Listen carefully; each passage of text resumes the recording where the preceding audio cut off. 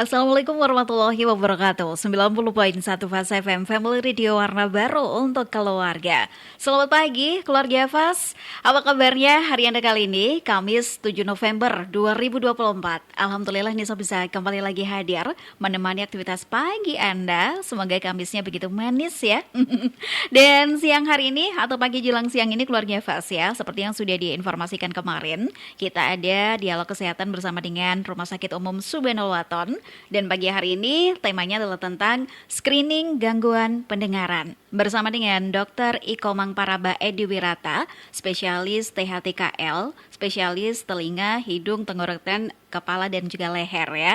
Dan kita sapa dulu Dr. Komang yang sudah hadir di studio Radio Fast FM pagi hari ini. Assalamualaikum dokter. Waalaikumsalam. Alhamdulillah, bagaimana kabarnya dokter? Alhamdulillah sehat. Sehat Iya. ya. Ini kita panggilnya Dokter Komang atau Boleh dokter Komang, boleh dokter Praba, boleh. boleh Dokter Iya. Komang, boleh Dokter Praba gitu Iya. ya. Nah, keluarga Fas nanti juga bisa bertanya dengan Dokter Komang pagi hari ini seputar THT ataupun juga tidak hanya THT telinga, hidung, tenggorokan tapi juga kepala leher juga bisa ini dokter ya. Bisa banget ya. Ya, screening gangguan pendengaran. Anda bisa gabung tentunya di 0815 7870 9640 ya. Dan ini kesibukannya sudah dimulai dari tadi pagi ini dokter di rumah sakit. Ya, kebetulan pagi jam di rumah sakit langsung ke sini sih. Jadi belum mulai di rumah sakit. Jadi belum Iya. mulai bertemu dengan pasien di rumah Belum, sakit iya. ya. Dan dokter ini kan spesialis THT KL ya. Perlu diinformasikan juga untuk keluarga Fas bahwasanya permasalahan biasanya THT KL ini tentunya seputar telinga, hidung, tenggorokan dan juga kepala leher ini. Biasanya permasalahan yang dihadapi sama keluarga Fas ini apa saja dokter? Atau ini bisa diinformasikan dulu bahwasanya spesial THTKL ini apa saja tentunya beberapa keluhan atau penyakitnya. Ya, jadi masalah yang paling umum ya untuk terkait dengan di telinga, hidung, tenggorok, kepala, leher yang biasa kita temukan ya pertama ya flu ya. Flu dokter. Flu ya, common cold kalau istilahnya. Kemudian yang lagi banyak juga yang sekarang terjadi karena musim penghujan ini Iya. ya. Kemudian keluhan amandel atau peradangan pada tenggorok ya. Iya. Ya, biasanya tuh banyak tuh diiringi dengan flu, kemudian nyeri tenggorok ya. Kemudian kalau misalnya pada anak-anak sering sekali itu biasanya kalau sudah flu, kemudian nyeri tenggorok, telinganya bermasalah juga. Oke. Nggih, biasanya keluar cairan tuh telinganya kalau Iya. pada anak-anak. Sering banget itu. Jadi mungkin yang paling umum itu yang terjadi itu di masyarakat. Selain itu, masalah di pendengaran. Pendengaran Iya, dokter. masalah pendengaran yang paling sering dan paling jarang sebenarnya orang-orang, terutama yang saya lihat di sini ya di Kabupaten Magelang yang cukup yang daerah desa pedesaan di Iya. sini, mungkin terkait dengan kotoran telinga. Kotoran telinga Ya, dokter. kadang itu memang menjadi masalah kecil yang bisa jadi besar kalau tidak dibersihkan atau tidak segera diperiksakan, itu bisa menyebabkan masalah. Salah satunya bisa infeksi juga. Bisa infeksi Bisa dokter. infeksi dengan adanya si kotoran telinga yang cukup banyak ya menyumbat liang telinganya, kemudian terjadi misalnya suatu kontak dengan menggunakan cotton bud misalnya, Iya. membersihkan, itu iritasi, memicu infeksi. Nah, itu yang mungkin perlu nanti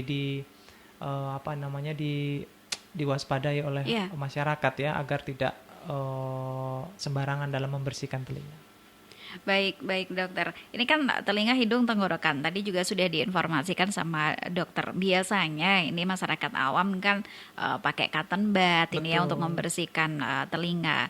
Bagusnya ini seperti apa dokter? Apa langsung pergi ke dokter THT atau seperti apa? Ya, jadi memang idealnya itu untuk membersihkan telinga, kalau memang telinganya mengeluarkan kotoran yang cukup banyak dan tidak bisa keluar sendiri, karena secara fisiologis atau secara normal itu telinga itu bisa membersihkan dirinya sendiri.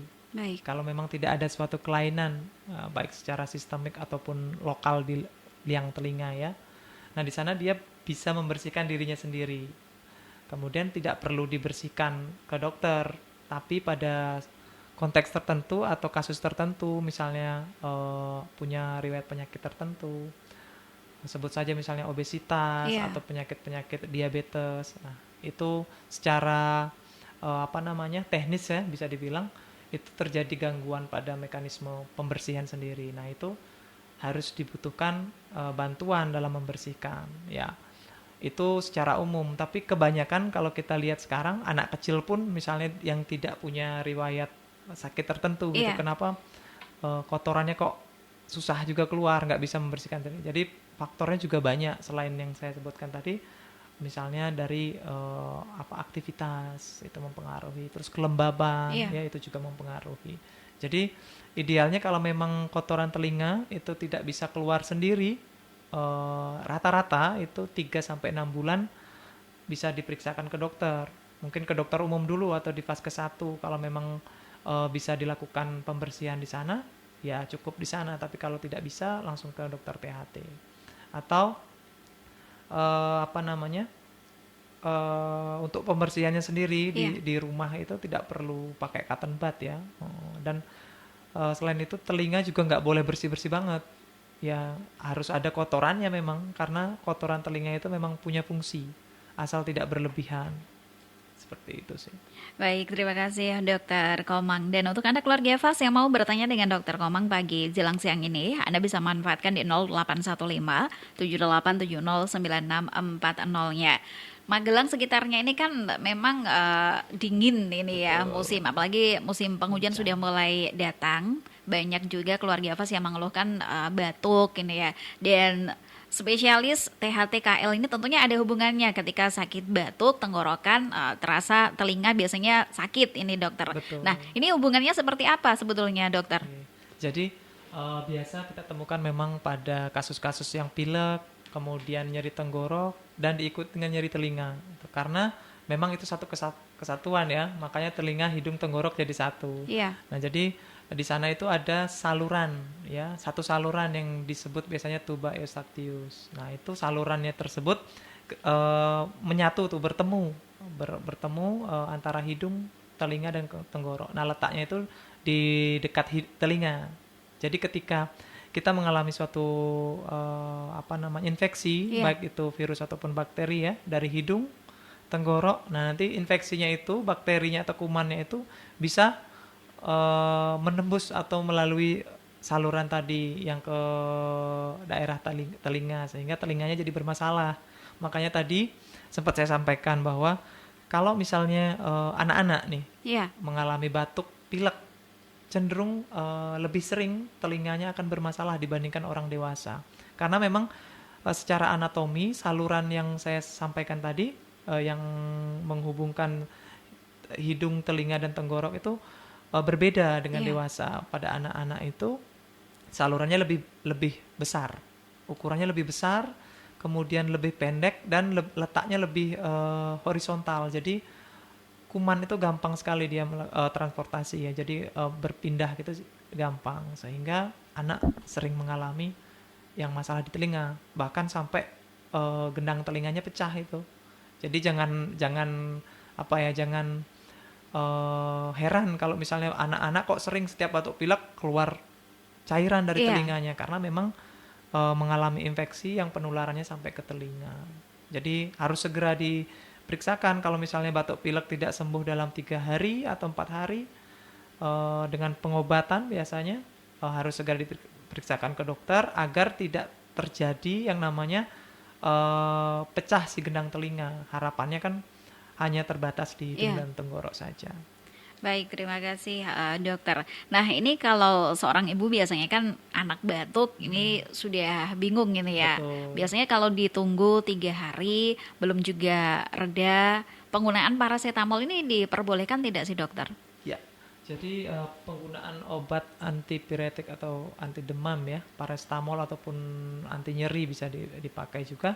Itu disarankan, nggak masalah ya, selama dia memang ada gejala ke arah demam ataupun nyeri keluhannya pasien. Tapi kalau tidak ada, saya rasa tidak perlu. Biasanya kan kalau anak-anak memang kalau sudah batuk pilek, udah mulai demam ya langsung dikasih paracetamol Iya. ya untuk mencegah terjadinya peningkatan demam. Cuman yang menjadi perhatian di sini adalah penggunaan antibiotik mungkin ya. Jadi harus ke dokter karena ketakutan nanti untuk resistensi obat, terutama antibiotik.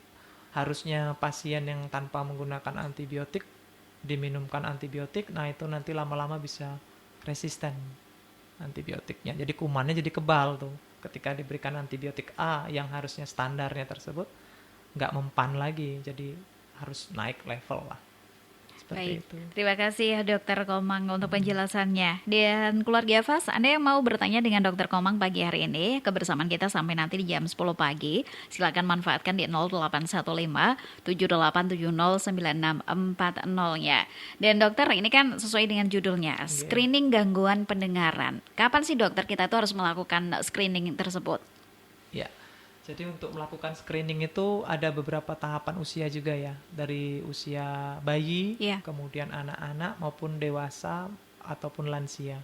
Nah, ketika bayi itu kita bisa melakukan screening pendengaran dari sejak lahir. Sejak lahir, Ya, dokter. jadi makanya di rumah sakit biasanya itu setelah bayi lahir langsung dilakukan screening pendengaran.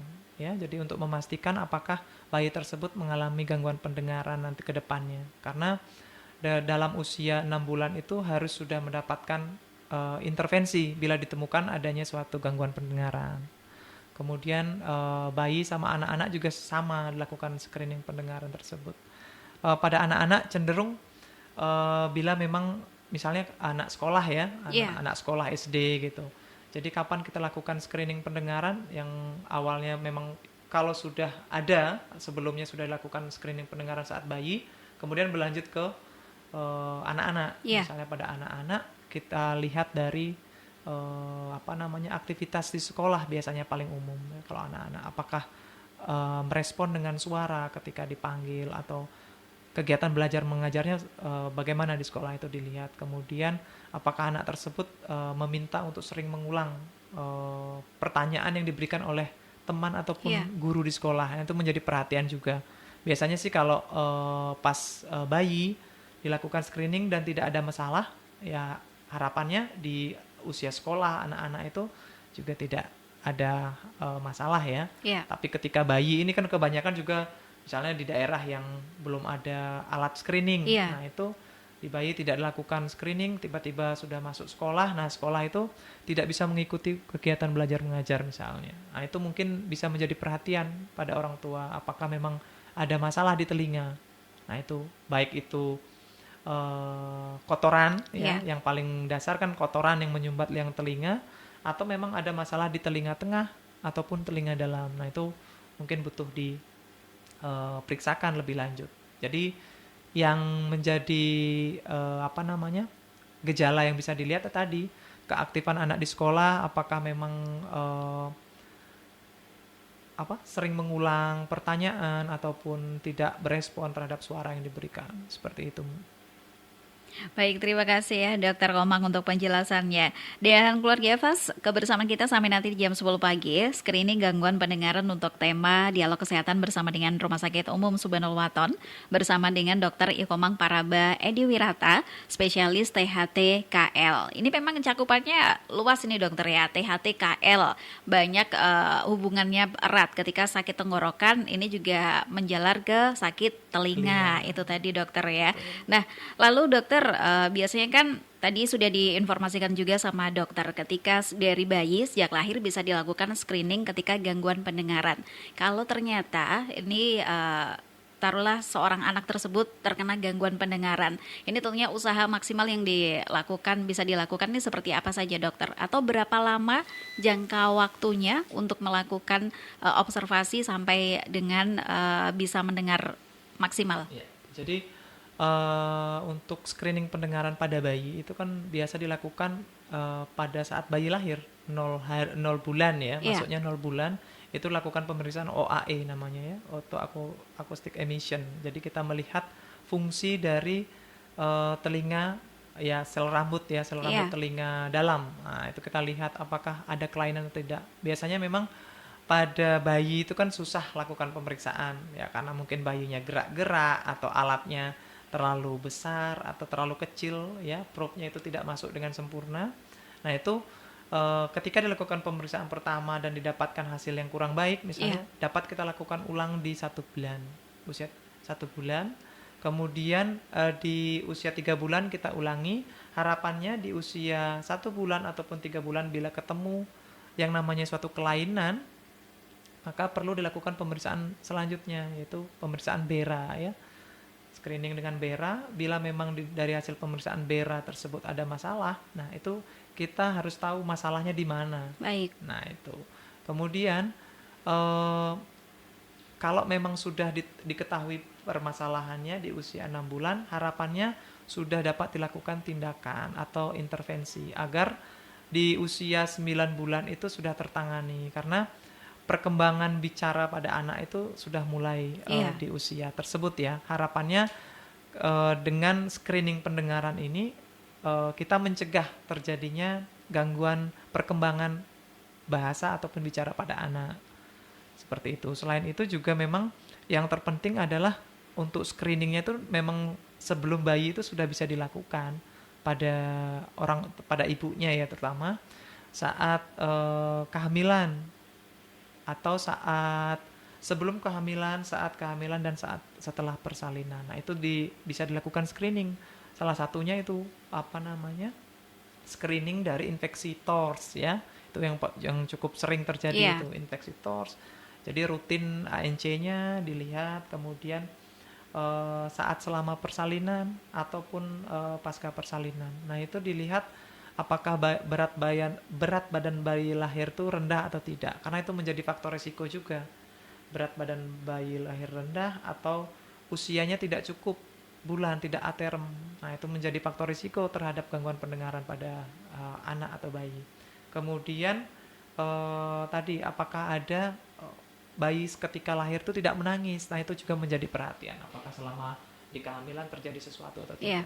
Nah, itu mungkin menjadi pertimbangan ketika sudah dapat informasi tersebut ketika lahir, kita bisa memprediksi bahwa si bayi ini kemungkinan ada gangguan pendengaran, sehingga bisa dapat lakukan intervensi secepatnya, seperti itu. Baik, terima kasih dokter untuk penjelasannya. Dan untuk Anda keluarga FAS yang mau bergabung dengan kami di siang hari ini, Anda bisa manfaatkan di 0815 7870 9640-nya. Nanti kita akan bacakan beberapa pertanyaan setelah jeda iklan berikut ini, dokter ya. Siap. Tetap di Dialog Kesehatan bersama dengan Rumah Sakit Umum Syubanul Waton.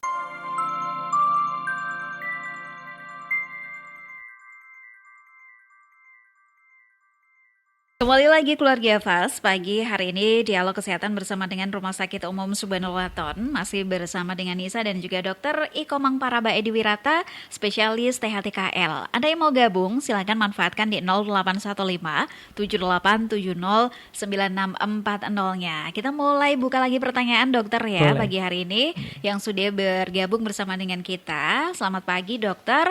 Bagaimana cara mengatasi telinga yang terasa tersumbat atau berdenging setelah naik pesawat atau berenang ini dokter? Biasanya kan kalau habis renang ini suka agak-agak kedengeran gitu ya dokter ya. Kalau naik pesawat biasanya juga tiba-tiba juga hilang ini. Iya, Jadi untuk masalah telinga ketika misalnya habis berenang gitu ya, terus terasa nggak nyaman atau terasa penuh seperti itu, kemerbek ya istilahnya.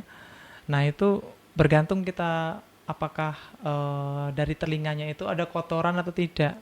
Ya kan, karena kalau misalnya ada kotoran ketika cairan dari tempat kita berenang itu masuk sehingga menyebabkan sumbatan yang lebih berat. Nah, itulah memicu munculnya suara tadi, denging ataupun dengung ataupun tidak nyaman. Bahkan bisa menyebabkan nyeri kadang-kadang. Nyeri, dokter. Kalau memang kotorannya itu cukup penuh. Nah, tapi kalau misalnya tidak ada kotoran, kemudian kemasukan air tuh terasa kayak gimana ya rasanya itu ya, kan pernah ya kayak nggak nyaman banget gitu.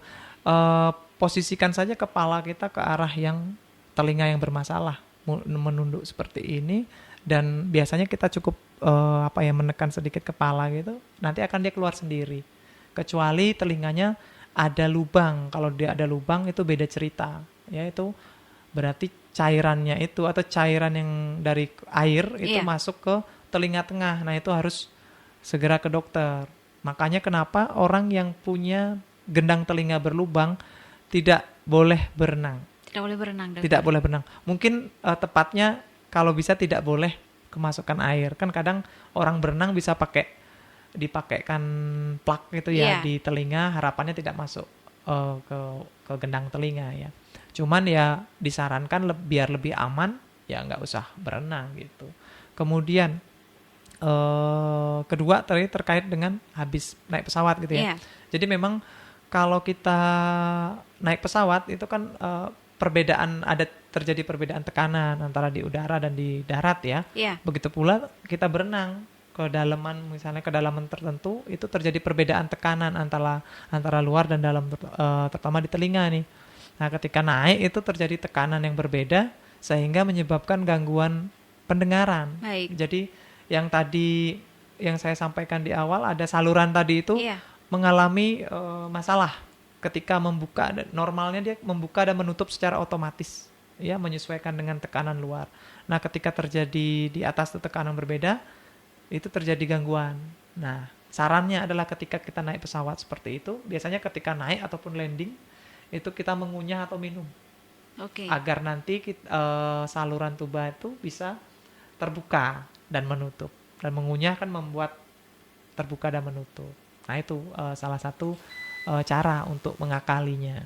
Tapi ketika itu tidak bisa hilang ketika sudah mendarat misalnya, ya kita harus periksa ke dokter, pastikan jangan-jangan ada infeksi.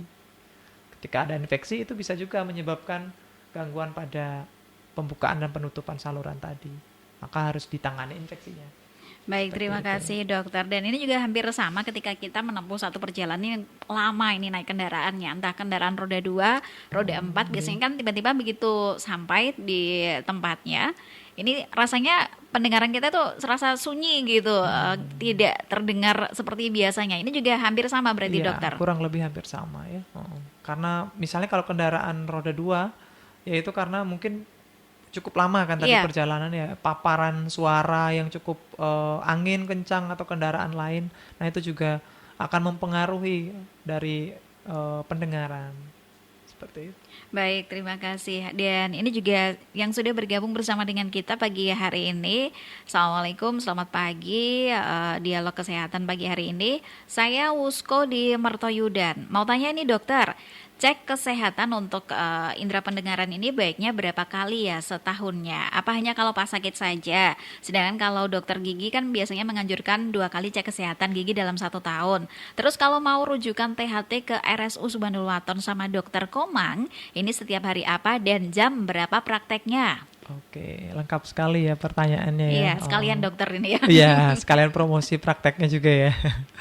Jadi untuk apa tadi? Masalah pendengarannya ya. Iya, baiknya untuk melakukan screening ini berapa kali dalam 1 tahun, ya, dokter? Rata-rata untuk umum ya, maksudnya untuk secara general ya, tidak hanya bayi, tadi kan berbeda ya nanti untuk screening. Tapi kalau untuk secara umum, biasanya rata-rata untuk screening pendengaran itu bisa dilakukan 3-6 bulan. Baik. Ya, terutama tadi masalah kotoran telinga kan biasanya produksinya kurang lebih dalam 3-4 bulan itu sudah produksi aktif, kecuali dengan orang yang punya kelainan tertentu yang menyebabkan produksinya sangat banyak gitu, sehingga kurang dari 3 bulan kadang harus dibersihkan.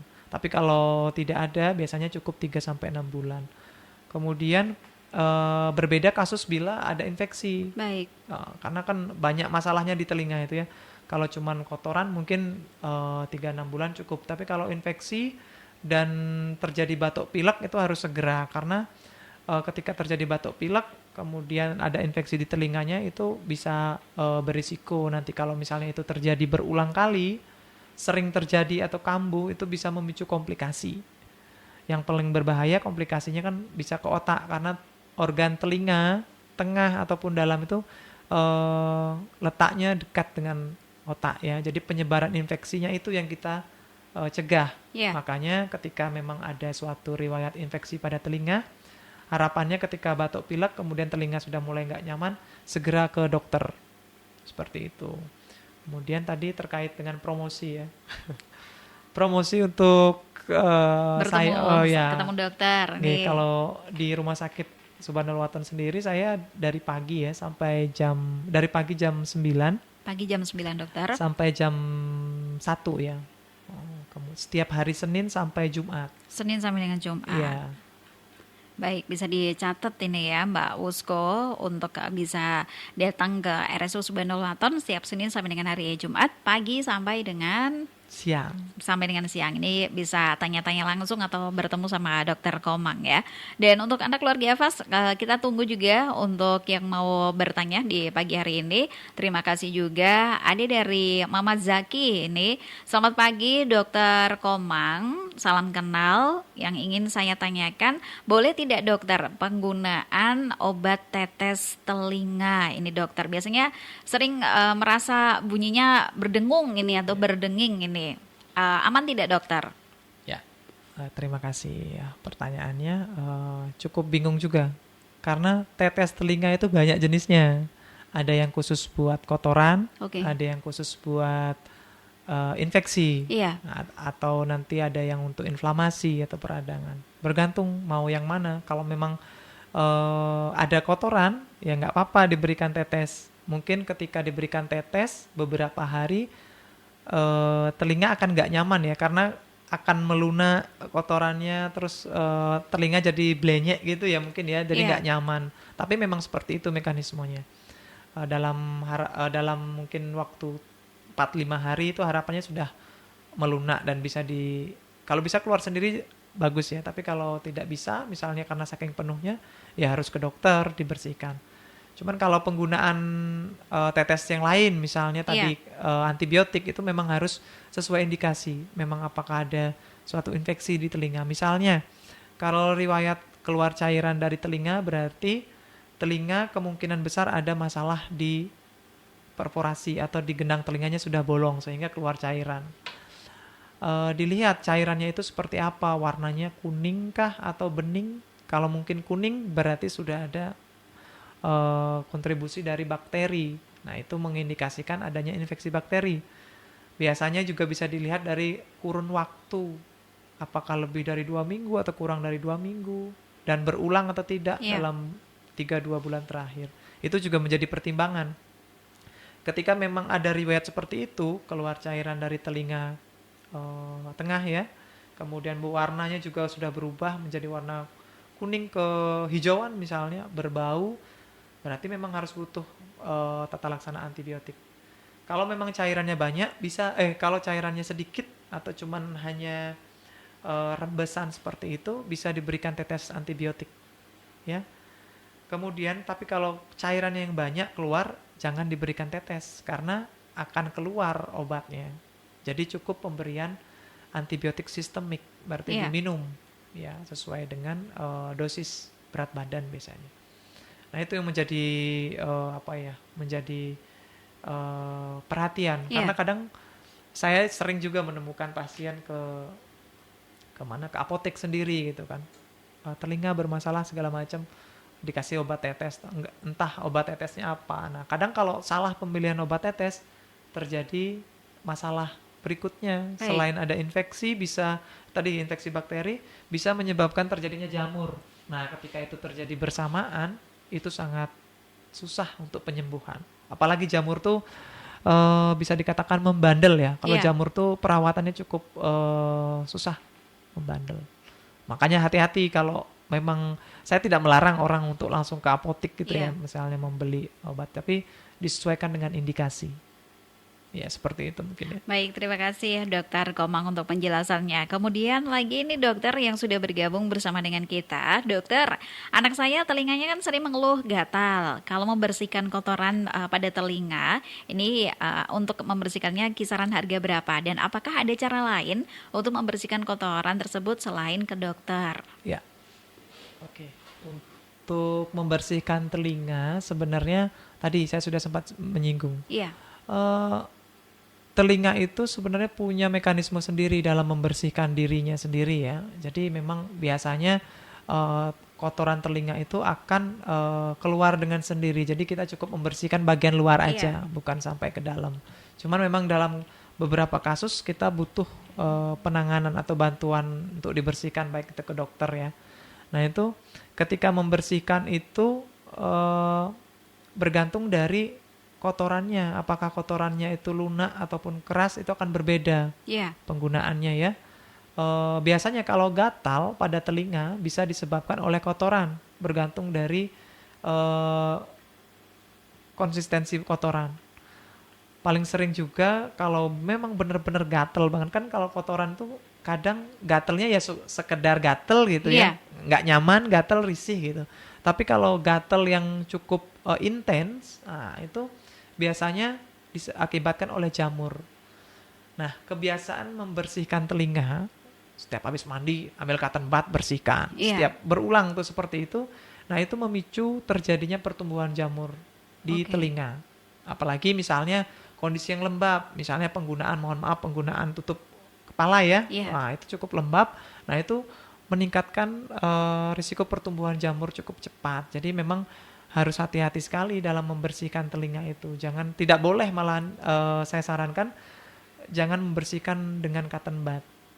Karena kenapa? Selain misalnya rutin membersihkan dengan cotton bud, risiko pertumbuhan jamur juga memicu iritasi. Karena kita nggak lihat kan, Iya. ketika membersihkan telinga, kita tidak melihat mukosa liang telinga atau ya lapisan kulit bagian telinga tersebut terjadi gesekan-gesekan yang cukup lama. Nah itu menjadi iritasi, infeksi. Jadi memang banyak risikonya. Kemudian penggunaan cotton bud juga, kalau misalnya harapan membersihkan pakai cotton bud bisa gitu. Nah ketika ada kotoran di liang telinga yang cukup banyak ya, Iya. ketika cotton bud kita masukkan ke liang telinga, otomatis apa namanya, kotoran itu akan terdorong, bukan keluar ya, akan terdorong ke dalam. Nah itu semakin lama semakin numpuk di gendang telinga. Makanya orang yang menggunakan cotton bud yang cukup intens kemudian memasukkan atau membersihkan cukup dalam, itu sering kotorannya justru numpuk di gendang telinga, dekat gendang telinga. Nah itu menyebabkan nyeri hebat bahkan. Nah itu hati-hati sekali. Makanya kalau memang ada masalah di telinga, ya segera ke RSU Subhanul Waton ya. Nanti Baik. bisa ketemu sama dokter THP-nya.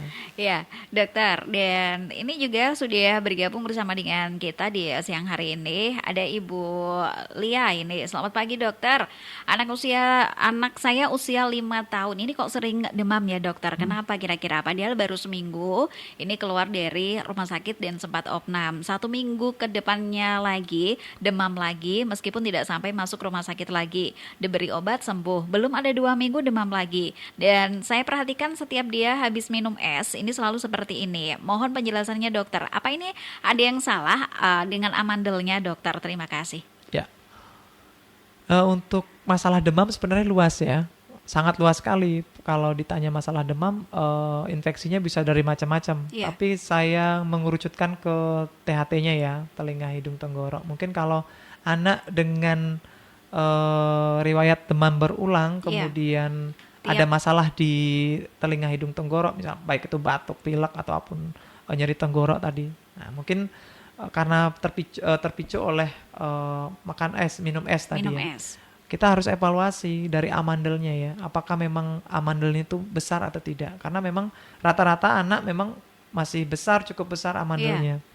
Ketika itu memang di batas lebih dari batas normal ya, itu menjadi sumber infeksi.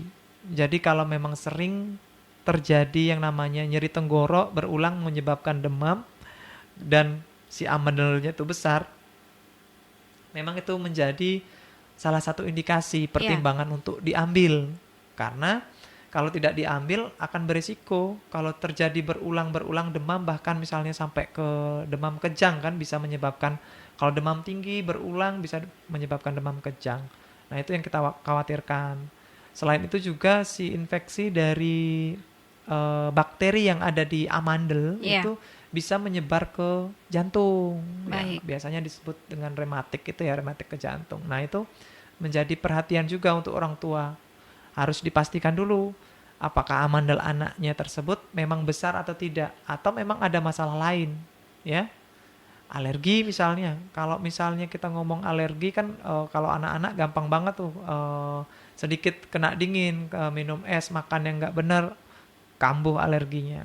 Dengan penyakit-penyakit komorbid seperti itu memang cukup ini ya, perhatiannya cukup harus ekstra. Iya. Jadi memang harus dipastikan dulu ada riwayat alergi atau tidak, baik dari makanan, kemudian debu misalnya paling sering ya, atau ada riwayat penyakit asma, biasanya berkaitan juga itu. Dan kita lihat, harus dipastikan dulu dengan pemeriksaan amandelnya besar atau tidak. Kalau memang besar, kemungkinan itu demamnya berulang karena Amandel amandel. itu tadi, Betul. dokter ya. Jadi harus dilakukan operasi atau diambil amandelnya.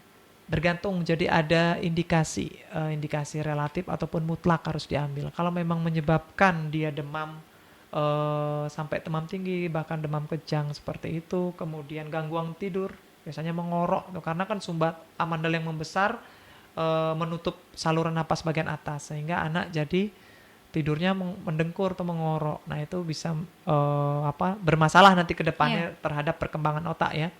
Itu bisa menjadi indikasi operasinya. Atau tadi apakah ada tadi gangguan tidur ya, kemudian demam, kejang, atau masalah nanti takut komplikasi ke jantung. Kalau memang itu terjadi ya, sama satu lagi, berulangnya biasanya ada hitungannya. Dalam setahun berapa kali, 4-5 kali atau lebih itu bisa dimasukkan ke indikasi operasi. Jadi itu mungkin harus dilihat sama orang tua ya. Baik, terima kasih dokter. Dan juga ini beberapa pertanyaan sudah masuk lagi di WhatsApp-nya Fase FM pagi hari ini. Selamat pagi, ini dokter. Selamat pagi dokter dan juga Mbak Nisa. Mau tanya tapi agak receh ini dokter. Tapi jangan diketawakan dulu ini dokter. Ya sudah, kita ketawa dulu aja.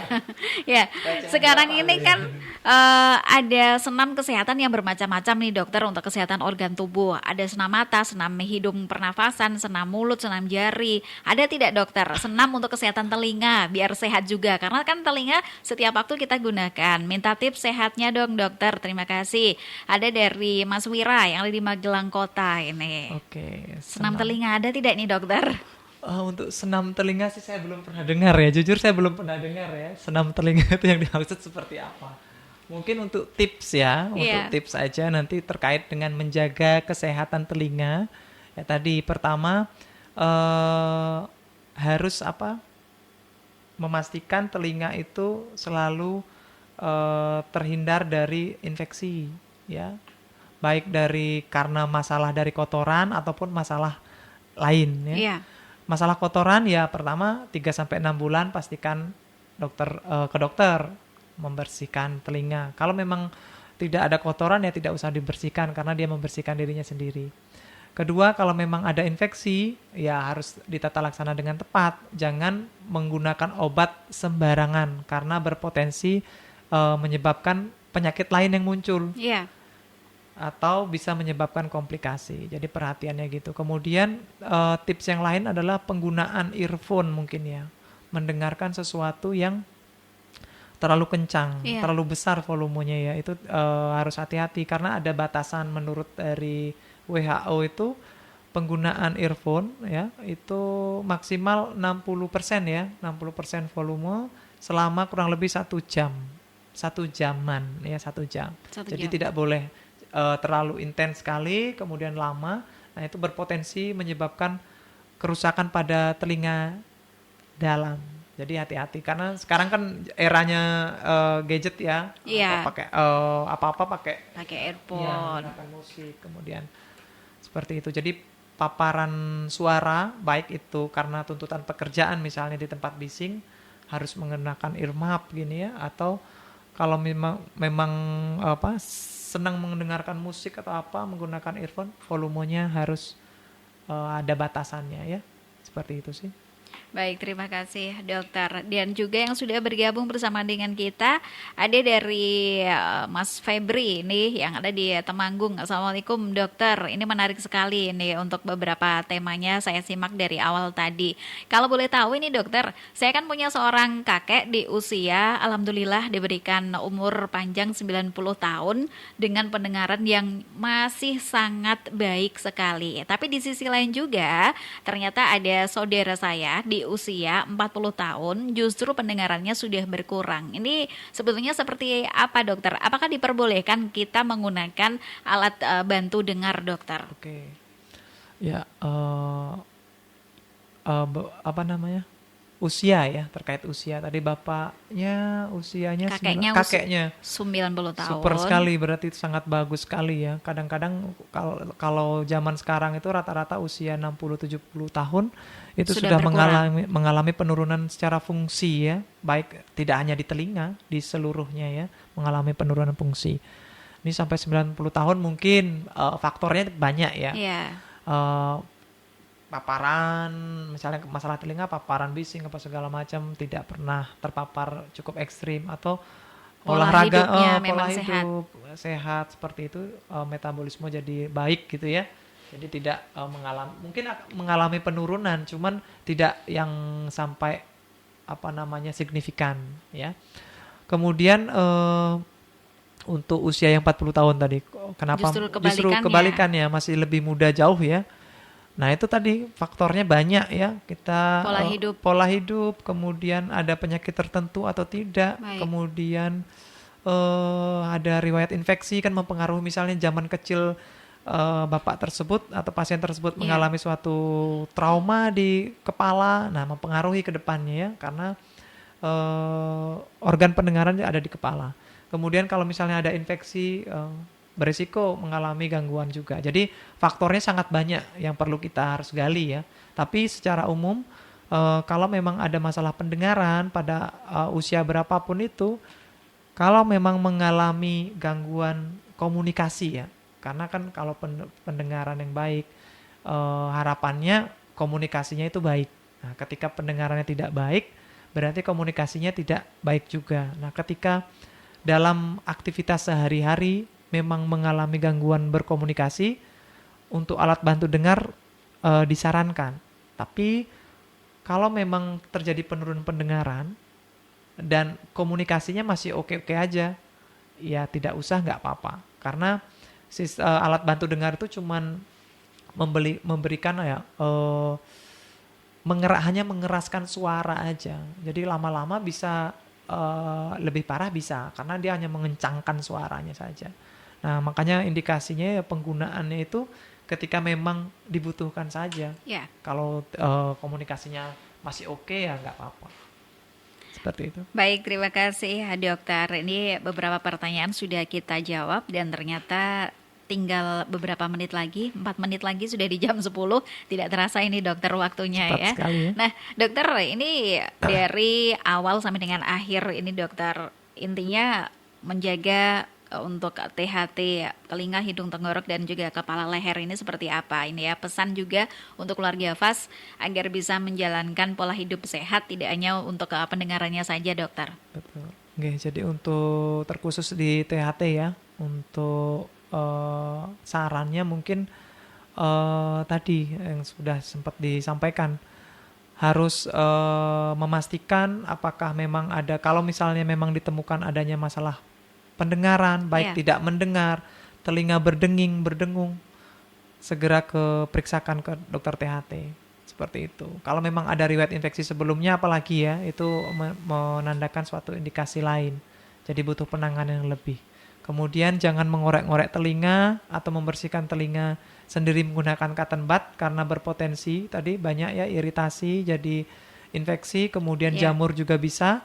Kemudian bagi orang yang sudah pernah mengalami telinga berlubang, itu jangan sekali-sekali berenang ya, karena ketika kemasukan air akan mengalami infeksi. Kemudian bagi yang tadi punya anak atau bayi ya, karena sekarang musimnya juga lagi banyak batuk pilek, hati-hati karena dapat ketika batuk pilek terjadi pada anak bayi gampang atau berisiko dengan mudah mengalami masalah di telinga. Harapannya agar segera diperiksakan atau diobati, harapan agar nggak sampai berlubang. Seperti itu. Baik, terima kasih dokter untuk waktunya di pagi Sama-sama. hari ini. Selamat bertugas kembali. Salam untuk rekan-rekan di RSU Subhanul Waton. Oke. Demikian tadi keluarga Fas dialog kesehatan bersama dengan Dr. Ikomang Paraba Edi Wirata, spesialis THT-KL tentang screening gangguan pendengaran. Terima kasih untuk kebersamaannya. Nanti ini saya akan kembali lagi di Fas Familia. Wassalamualaikum warahmatullahi wabarakatuh.